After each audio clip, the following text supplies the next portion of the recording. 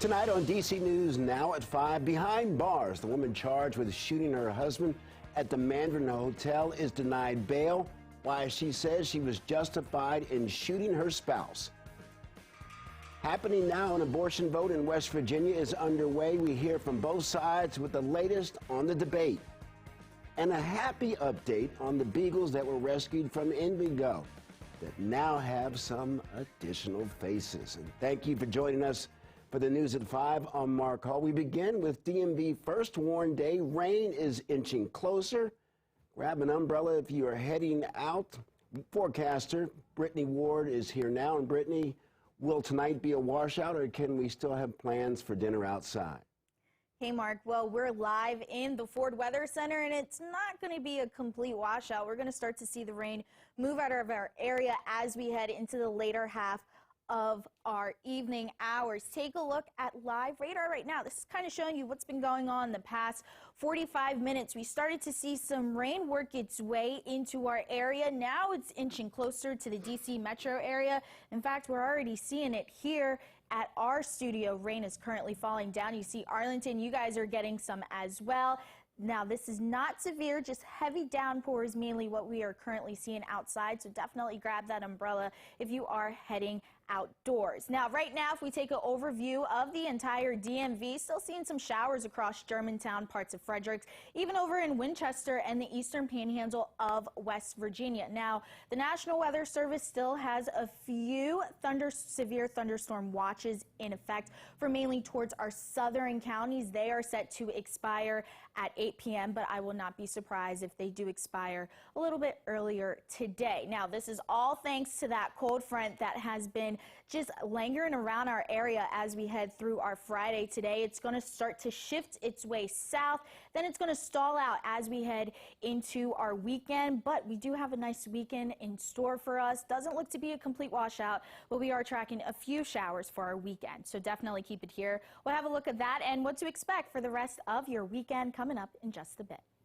All right, Brittany, thank you. Developing now, demonstrators descend on the Wharf. They are protesting the recent police shooting which killed a 23-year-old black man. Black Lives Matter and Shut Down D.C. called for police transparency during the protest this morning.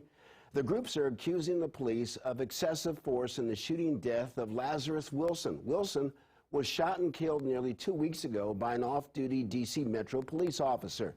Police say that Wilson was armed and was aiming his gun at a crowd of people at the Wharf. Organizers of the protest say even though Wilson was armed, that doesn't mean he should have been killed. Two things could be possible.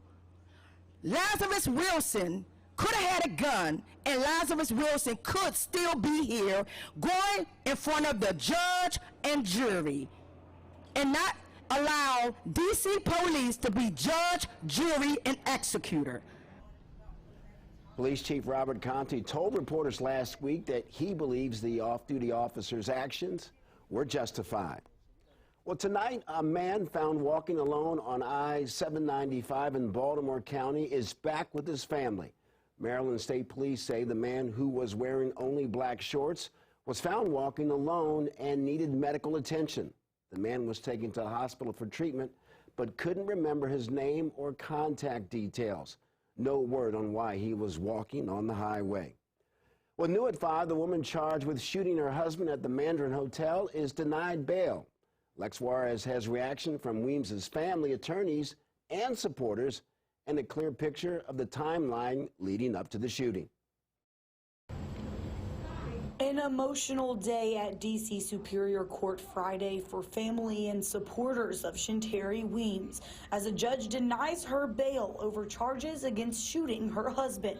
This is somebody who has lived her entire life obeying the law, helping others, and most of all, raising and protecting children. And this 32nd incident now has her behind bars. Weems is charged with the shooting that happened at the Mandarin Oriental Hotel on July 21st. It sent her husband, James Weems Jr., to the hospital with gunshot wounds to the neck and leg. According to court documents, Weems admitted to shooting him after an argument escalated over accusations he was molesting children at a daycare she owns. Since the shooting, he has been charged with 13 sex crimes against at least 3 children in Baltimore County, Maryland. There's some sort of like vindication that it wasn't just in her mind, that it wasn't just something that she was imagining, that it wasn't just something that some child made up. But now there's been some sort of confirmation, and that's got to be a sort of silent kind of relief for her. While the state argues that Weems came to D.C. with the intent to shoot and kill her husband, she and her attorney say it was self-defense and that James Weems came at her when she confronted him. That she was emotionally shattered, and that she went down there asking him what happened. He went from 0 to 1,000. He came at her, and she had to defend herself. The judge decided Weems is a danger to the overall community and needs to stay in jail based on the nature of the crime and evidence presented, even though her attorney set up electronic monitoring, drug testing, and a place for her to stay if released. Safety is what has us here. Her concern for safety of others is exactly why we're here today. So we respectfully disagree with that assessment, but we respect the judge's decision.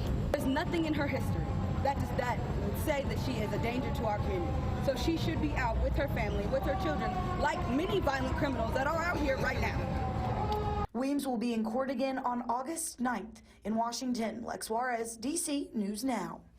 Thank you, Lex. And happening now, West Virginia state senators are debating an abortion bill. Earlier this week, the House of Delegates passed a ban on most abortions in the Mountain State. That bill has some narrow exceptions and requirements for pregnancies caused by rape or incest. And tonight, demonstrators on both sides of the issue are there.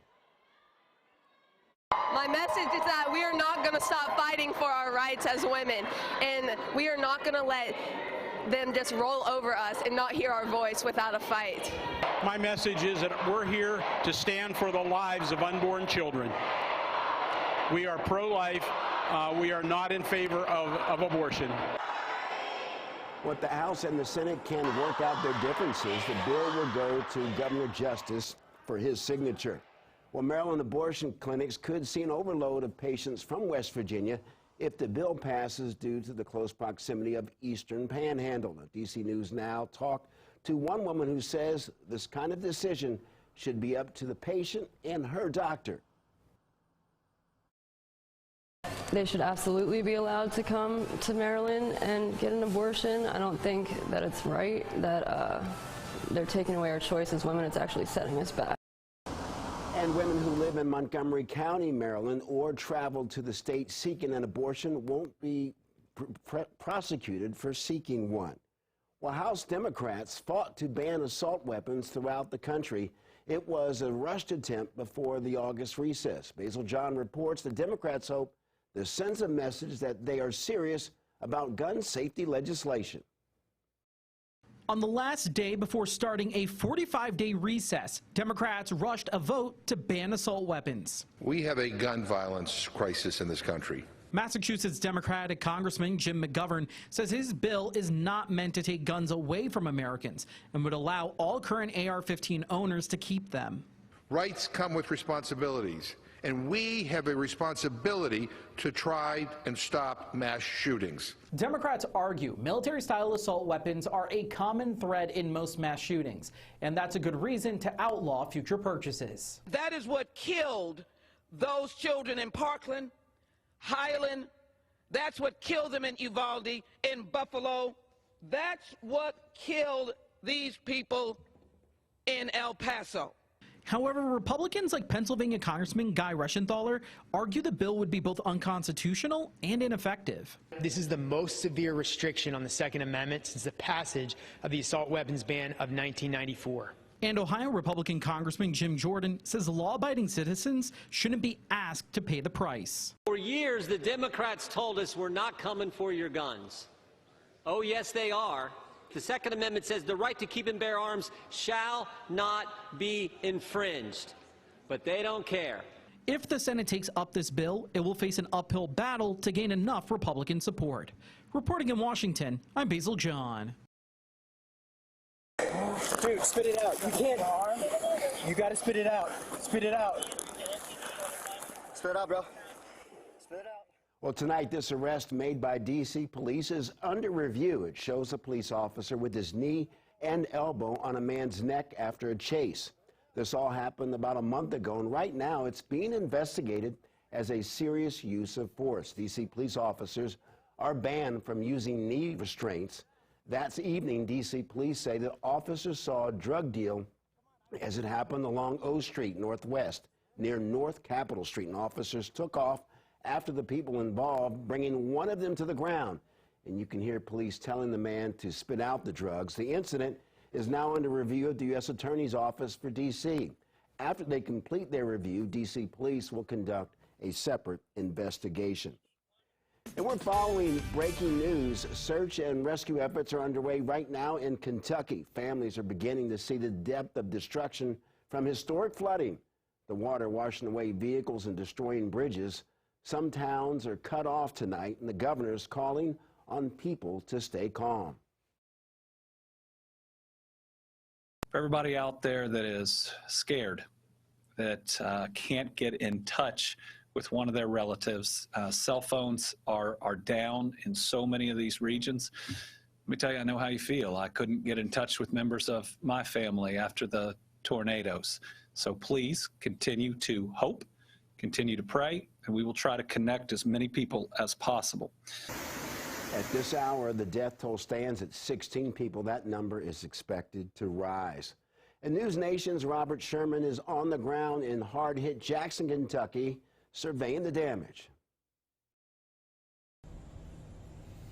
This, what you see behind me, is the most common sight you're going to see in eastern Kentucky. Homes where their whole yards have been totally flooded out, sitting in all this standing water. You move over to these neighborhoods, and this is another common sight. Streets that are completely flooded out. Street after street, home after home, having to deal with this historic flooding that happened here in the Commonwealth. But this isn't even the worst of it. You go just a couple miles down the road, you see homes that are completely submerged in water. The difference between those homes that are a total loss and those that survived, just a couple of feet of elevation.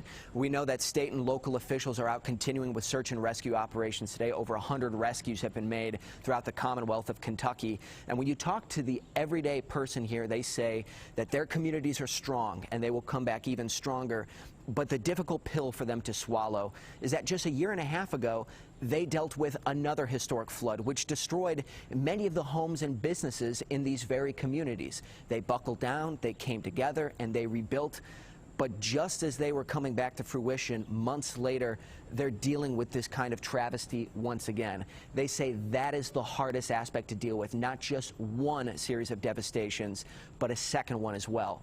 Still, the Commonwealth of Kentucky and people here tell us that they believe that they will come back stronger, but there is still much more work to be done here.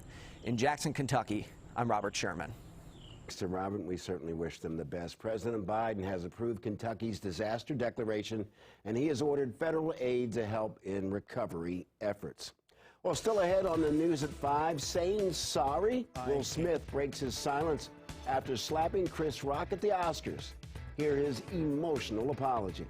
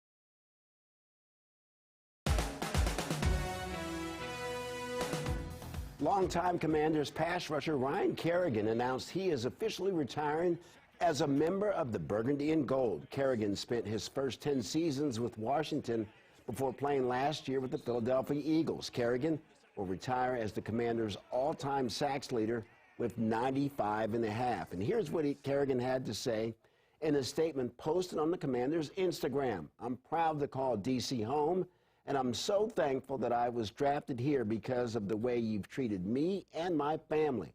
I'll love you guys forever." I am deeply remorseful, and I'm trying to be remorseful without being ashamed of myself, all right? I'm human, and I made a mistake, and I'm trying not to think of myself as a piece of Deeply remorseful, for the first time, actor Will Smith took to social media to address the smack heard across the world at the Academy Awards. In his apology, Smith apologized to comedian Chris Rock and his family, and he also said that he has suffered trauma for disappointing fans.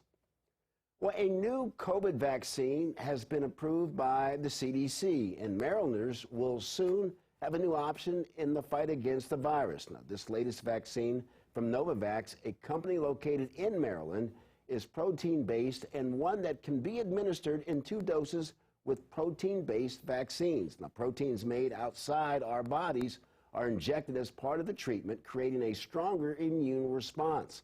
The vaccine was tested on 30,000 patients, and Novavax saw a 90% effectiveness rate at fighting COVID. The shots will only be available for people 18 years or older. The U.S. government has already ordered over 3 million doses of the vaccine.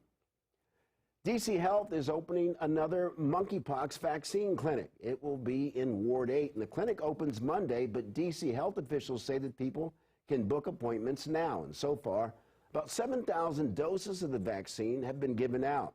Right now, there are more than 200 cases of monkeypox in the district. Well, Virginia Governor Glenn Youngkin announces millions of dollars for new housing. More than $27 million will go toward affordable and special needs housing loans. The money will support 34 projects across the Commonwealth. In a statement, the governor writes in part, quote, "Stable and affordable housing is foundational to building a thriving economy." Well, new at 5, hailing a hero. Good Samaritan is recognized for rescuing a driver who lost control of their vehicle. DC News Now was there today when Lavert Phillips received the certificate of recognition from DC Police and Fire and EMS. Now, Phillips is the owner of Float DC, and according to police, he saw a car plunging into the Washington Channel back on June 3rd. The driver was able to get out of the car but had trouble swimming. Phillips and another man used an electric boat to bring the man to shore. Phillips says that he's humbled to help save the driver. It's just nice to be there to be able to help somebody out in a time of need. So we're grateful to that. We also really want to thank the fire department, the police department, especially the Lieutenant Horos for the opportunity that has been bestowed for us to have our business out here, renting boats and trying to do it safely. So thank you for that. Says he was also humbled by the recognition. The driver was brought to shore where he was treated by medics. Well, Brittany, it looks like it's still raining in parts of the region, but will this continue or will it pass? You know, Mark, we will still see a few rain showers heading into our evening, but if you have any weekend plans, Mark, it looks like Saturday is going to be the pick of the weekend. We start to stay dry for our Saturday, but we still have some more rain to talk about ending our weekend, so definitely keep it here.